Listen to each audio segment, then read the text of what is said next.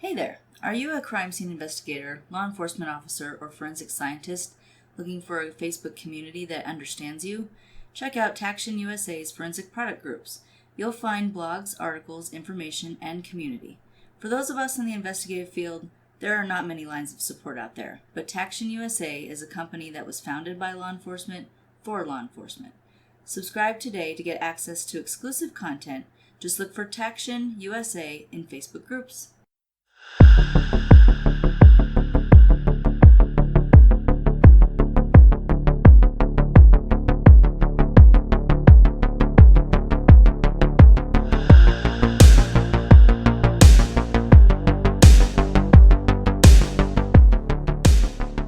Hello, and thank you for joining us today. I'm Hillary. I'm Brendan. Please sign the crime scene log. I don't know why I'm being so formal. Please sign the crime scene log and enjoy a solved case. Unlike Yes. the last episode, this one's got a healthy conclusion. It does indeed. And there's a bit of forensic trickery and magic in there. Not trickery. Well, trust me, you'd have been considered a witch many moons ago. Yeah. This particular case, I came across and I found pretty interesting, and I liked that it was solved with a forensic aspect. Mm-hmm. That's my wheelhouse, so. What a delight. Yes, so that intrigued me. And while it is interesting, I couldn't find a whole lot of detail. Mm-hmm. There's enough detail. You're going to know, of course, who the victim was and where and what happened and a conclusion. But I couldn't find details about the background of the people involved. So normally we'll go into a case and we'll tell you about the people. I could not really find anything. So it's going to be a little bit shorter, but I still think you'll find it enjoyable. So as far as we know, prior to death, the victim was Not unknown. someone. We don't know his upbringing and any of that. Very unknown. Just a guy. To us, in the general public at least. Yes. I'm sure there's people out there who loved him dearly. Yes. So this particular case took place in Deadwood, South Dakota. Oh, an excellent place to visit. I have no idea. In 1982, Davy Crockett Rose, who was only 26 at the time, was found August 2nd, bludgeoned to death. Great name. I know. The location was a picnic area near tables, and around that area were clothing and some beer cans. And from what I read, from my understanding, it was kind of like a national park. Maybe not a national tour guided park, but it was deemed a specific area. State park, right. National park, wildlife preserve. Right, something to that effect. But it had an area with like picnic tables and things like that for people to set up and enjoy the woods. He had suffered such trauma that he was unrecognizable. Jeez. Yeah. He had been fatally beaten with a 25-pound rock. God. Yeah, that's quite brutal. Well, and the effort that it would take to Yes, repeatedly the adrenaline swing and the a effort 25-pound rock over your head to and make down him onto someone's face to make him unrecognizable to is significant. Destroy their facial features entirely. And before we go a little bit further, you'll find that in this case, like so many, there was really no reason. Ugh. Murder is never an option, but It's never good. it was. I think it struck me too because it's sad. It's it was uncalled for. As far as we know, there's a lot of things that investigators couldn't find out. Some question and speculation. There was blood spatter all over the rock, of course. Sorry, isn't it splatter? No. Oh, I know. You're going to get the look. First responding deputies of Lawrence County stated there was a struggle and the victim had defensive wounds on his left arm. And they kind of thought that maybe the personal effects that were scattered around the victim, may have belonged to him, and they kind of may have been scattered because of the struggle too. Most of the personal effects belonged to Rose, but some also belonged to a Vernon Cheney. Cheney was a known hippie associated with a group called the Rainbow Family, which it surprised me that in 1982, this was a significant group of people. The Rainbow family? Yes, I'd picture it in the 60s, 70s, but in 1982, I guess we're still coming out of that era. Yeah, maybe they were falling out of favor. Maybe. So their motto They were was... reaching the end of the rainbow. Yes. Their motto was sharing and caring. What? Goes along with that kind of thing.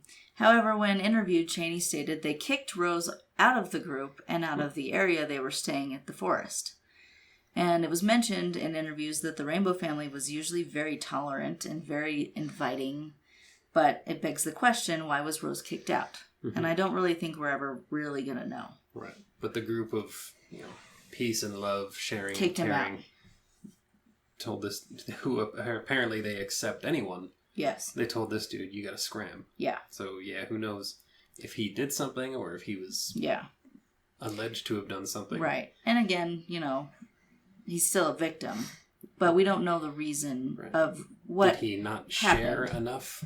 I don't know. Or did he, do something heinous that they gave him the boot?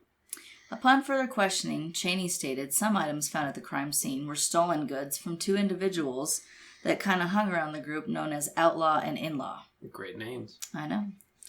Deputies deduced he was robbed based on the fact that his pockets were turned inside out. And however, not everything was taken, as his vehicle was still at the scene. He drove a 1980 Chevy Monza. Never heard of it. I was going to say, I don't even know what that looks like. I don't know what a Chevy Monza is. However, we can also deduce whomever killed him did not take the car because it appeared to be immobile. It was described as being stuck on an object. So they may have wanted to take the car, but they couldn't. High-centered it on a rock or something. Investigators did what they could and collected evidence, even attempting to lift latent fingerprints from particular objects. And at that time, in 1982, APHIS was in existence, but it was limited. Mm-hmm. At that point in time, from my understanding, you could run fingerprints in local databases, and I think the FBI had their system, but it wasn't shared, is my understanding. Right. It was not until the 2000s when the full APHIS system came about, and this is what we use today. It's so successful. Fingerprint identification system. Yes. I forget what the A stands for. Automated. That's right. Because you put it in there and it does it on its own. But you still have to compare manually. Yes. But if you get a match. Yes. Due to this reason, investigators had to compare everything manually, which would take hours. Mm-hmm. And as we just mentioned, APHIS will narrow down your search for fingerprints. But if you find matches, most of the time, it's not like CSI. It doesn't say 100% match. You got it. It's usually 3 or 4 or more. I'd say less than 10 of potentials. And then you have to go through all the potentials yourself. Yeah. And then if you really narrow it down and you've got like 1 or 2 that you think, you still have to map out the entire print manually and then rerun it to see how it goes. And get a second opinion when you're matching. Yeah, you always need a second opinion. By eye or computer. Yes. By suggestion of the witness statements as well as what was found at the scene, it appears Outlaw and In-Law were part of the Rainbow family at one time and were also kicked out. So that kind of led me to think, well, since we don't know a lot of details, maybe they tried to get a ride with Rose. Maybe they were all 3 kicked out. Right. Or they tried to take his car because they were kicked out and maybe he was just camping nearby. They recognized him from before. Right. They already knew him. Said, hey, Rose. So that's a thought. But again, this case, although it has a conclusion, there's some little gaps that we're not ever really going to know what the argument was or whatever. The exact motivation. Yes. So, but before we go further, we're going to hear from our friends at the National Investigative Training Academy. NIDA. If you are looking for a career change or to expand your knowledge in an already established one, look no further than the National Investigative Training Academy. The National Investigative Training Academy, or NITA, N-I-T-A, has well over 100 courses with 70 professional development ones alone. NITA is constantly adding to their course catalog, and courses are focused on private investigation and security fields. Whether you would like to become a private investigator or you need continuing education for your investigative or security career, the National Investigative Training Academy is for you. All courses offered are 100% online and do at your own pace. Once completed, you will receive a certificate in that course. Sign up today at investigativeacademy.com. Make sure when you sign up for your courses, you mention we sent you there. We encourage you to get the best investigative and security training possible today. When you sign up, mention our brand ambassador code, BA2367. That's BA2367, and you can find those courses at investigativeacademy.com. Look for links in our show notes as well. So the case grew cold for 20 years. And over the years, the fingerprints were sent off once in a while to see if a comparison could be found, which I'm glad that they did that. That's something that I would do, but not all agencies do, and it's really easy to not forget about it, but put something on the back burner because you have other cases. Right, the new cases never stop coming in. Right, so it's difficult to remember that kind of thing. To keep going back to the previous unsolved. But I was very glad to read that every few months they would send it off and try to get another match. Just in case. So in 2002, APHIS found a match, and the individual's name was Thomas John Dalton. His fingerprints were found 5 times at the Rose crime scene. All right, so he was around. Yes. And then I wonder, though, what they found them on. I never could find exactly because it wasn't the rock. Trust me. Can you not get good prints off of a rock? No. I'm thinking it may have been some of the beer cans. Mm-hmm. You can get a decent print off of beer cans. Oh, yeah. But I'm not sure. Smooth aluminum. Yeah, but I'm not sure where these came from, just that they were found 5 times. So Bates was another one of Dalton's names, or aliases, and so was Outlaw, which he had a tattoo on his arm of Outlaw. Real quick, can you explain to the dear listeners why is it so tricky to get fingerprints off of a rock? Because it's a solid surface that's not porous at all, and when fingerprints, the best result is going to be the oil from your fingers. Right. Oil's not going to really adhere to the rock. Right. Given the rough surface. Right. And then, there's rocks they're rocky, they're bumpy.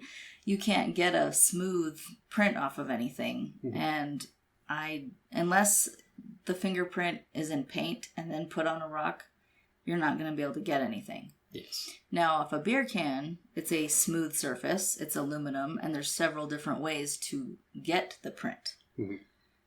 With a rock, you could try to dust or whatever, but the dust is going to end up in all the other little nooks and crannies in the rock. Yeah, the rock is highly porous. Yeah. It's got a lot of little holes, whereas like the beer can, there's no porosity. Right. As they say.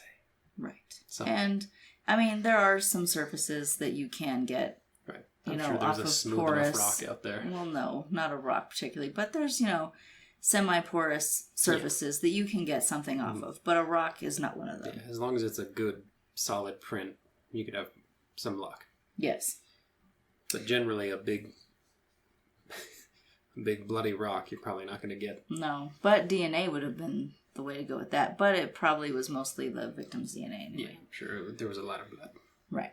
So in 2003, an arrest warrant was issued for Bates, which was Thomas John Dalton, Outlaw, same person, in the state of Illinois, where he was residing. Illinois. I know. It is reported that it took some time to find him, and the U.S. Marshals Fugitive Task Force conducted surveillance for quite a while and learned his patterns and then eventually found him. Yeah, nobody gets away. No. So, thank goodness. Yeah. Not for long, at least. Yeah. It was later determined that Bates did commit the murder and confessed everything to a fellow inmate. And he even told the inmate that he had lied to the police about being at the scene, but his fingerprints were there. And my understanding is the inmate, I didn't want to digress too much and get into the inmate and his history, but the inmate was in for quite a while, so he was willing to talk to police to try to strike a deal and make his sentence a little lighter. Years off, yeah. Yeah. That seems to be not necessarily common, but you hear that every once in a while, that someone tells their cellmate, we're both in here for life, so what's it matter? And they confess everything. And then the cellmate turns around and goes, hey, I know where the bodies are. Right. So all of this helped the investigators since they had to ensure the confession was legitimate. Because, we all know that often, especially hardened criminals, they like to boast about crimes they didn't commit because it makes them look better on the street. But, so they wanted to make sure that this was legitimate. Well, and if the cellmate is BSing to try to get a deal, he's making up information about this guy's case. So they had to make sure that everything checked out. Bates told the inmate the police had his hat in property and evidence, and that's something only the killer would have known. Mm-hmm.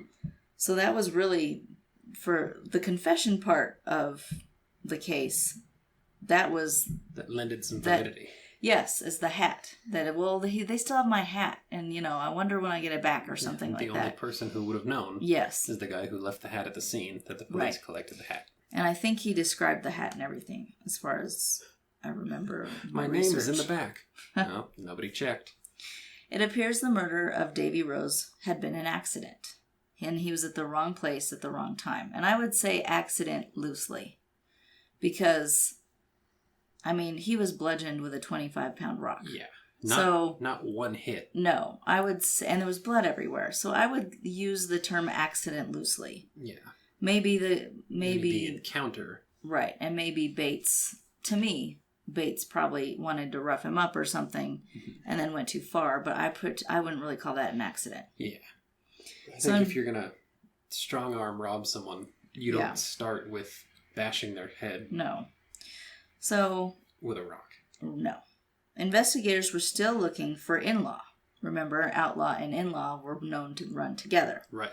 So in November of 2003, they found a woman by looking at arrest records and cross-referencing, and they discovered that she used to run around with Bates, and her name on the street was in-law. She was interviewed and questioned, and at the time of her interview, she was already I think she was in California, and she was like a student and had a job and actually had her life together. She was interviewed and questioned by authorities. She said they were hitchhiking, and allegedly Rose came onto her, and Bates hit Rose with a rock. She stated Rose was on the ground when he was being hit, and he was struck more than 4 times, or about 4 times.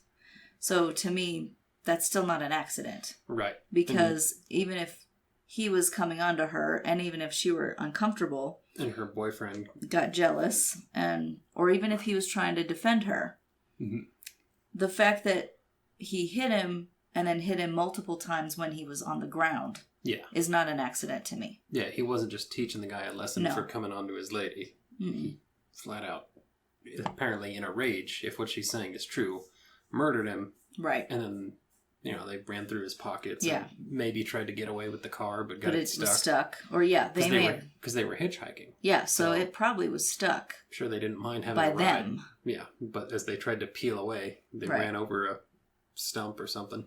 Which makes me wonder, how much did they process the car? Because they were probably the ones that got it stuck. Well, and then if they said his prints were found 5 times at the scene. Maybe in the car. Maybe once on the steering wheel. Yeah. Or on the car door. You can get pretty good ones off of doors. Yeah. But if what she's saying is true, it sounds like she's definitely the one. Yeah. They looked at his known associates and found someone nicknamed in-law. But if she is telling the truth, that, the guy was coming on to me, and so my boyfriend, he went a little overboard. Yeah. If that's true, or did they flag this guy down and attack him and try to steal his car? Everything. Yeah. And that blew it, and they went, if anyone asks, he was a perv. And we're never going to know. No. She probably was an accessory to the homicide, but because the statute of limitations ran out, she was never charged. It happened in 1982. This was all occurring in 2003. And in December of 2003, Bates pled guilty to first-degree manslaughter and was sentenced to 35 years. Yeah, manslaughter because it wasn't premeditated from what we could tell from the evidence they could gather. It was probably in the heat of the moment. Whether robbery was the motivation or he was upset that he came on to his girlfriend, either way, I believe it was probably the heat of the moment where it escalated to homicide. Well, and the lack of premeditation, we believe there was. But his plan, he may have told her, all right, next person we come across, we're going to murder them. We're going to beat them to death. Yeah. And take their car. Right. And this happened to be the guy, but we can't speculate with any of that. So. Yeah. But manslaughter, they could definitely prove. Yes, manslaughter fits. No doubt. No doubt he killed him. Whether someone was coming on to his girlfriend, or it was just a totally random encounter. Right. Or he was attacked from behind and killed. Yeah. Regardless of how it specifically happened. Manslaughter for certain. Right. So, it is interesting to me, especially me and my forensic fascination and my fingerprint comparison abilities. I like when I find cases where it actually was some piece of forensics that tied it all together. I mean, every element has to fit. Yeah. And I always say that you can't have a fingerprint and then that be the catch-all. There has to be other elements to the case. Right. Luckily, there was the cellmate confession. Yes. And he showed that he knew information that only the killer would know. Yeah. And then with his fingerprints proving he was there. And they found in-law. Yeah. By chance. I mean. And she flat out said, yes. Yeah. Outlaw. Yeah. Bates. Dalton. Whatever. Yeah. You know, knocked the guy to the ground. Hit him at least 4 times. Yeah. So I like that it had a conclusion and it had a forensic. Yeah. But it was the fingerprint that opened the door. Yeah. I like that. Yeah. Me too. It's sad, about Rose. And, we're never really going to know what he was like. Right. Why he was kicked out of the Rainbow family. And who knows? I mean, we're talking about a certain group of people who claim they're tolerant, but we all know how often that isn't the case and things like that. When people get into groups, they tend to exhibit strange behaviors. Yeah. We're all very tolerant unless you're not exactly like us. Right. So, but I'm glad it had a conclusion. Yes. And it's good to have a closed case again. Yes. There was an actual conviction. Mm-hmm. And 35 years, so he's still in now. Yeah, I like that it was a cold case. Mm-hmm. That's got to be an exciting feeling, when you run an old set of prints, just to see. I don't know, we've tried it 10 or more times now, and nothing ever comes up, and then boom, match. Yeah. That's got to be exhilarating. Oh, yeah. Especially if you can then tie it all together. And nail down who it was and go after him. Yeah. So that is our case for you today. Thank you for listening. A fingerprint is all you need. Mm-hmm. Indeed. Well, we appreciate you joining us. Please sign the crime scene log on the way out and don't confess to your cellmate. Or let's not. That's true. That's up to you. Let's not commit murder. Who you confess to. Well, yeah. First, no crimes. Right. Second, let's just think for a minute. Thank you for joining us. Stay safe. So long. Are you tired of speculative, sensational, poorly researched, and disrespectful true crime podcasts? Me too. Hi, I'm Eric Carter-Londine, and I'm here to introduce you to True Consequences Podcast, an advocacy-focused show that sets itself apart from the rest. You see, True Consequences is a love letter from my baby brother, Jacob Londine, who was murdered nearly 4 decades ago, and he still needs justice. What sets my show apart is the deep dive research I do, the first-person accounts I bring to light, and the empathetic lens through which I approach each case.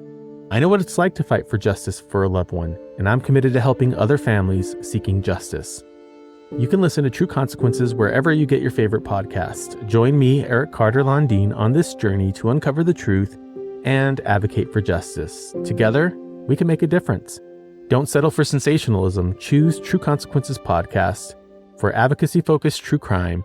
Subscribe now and be part of the movement for justice.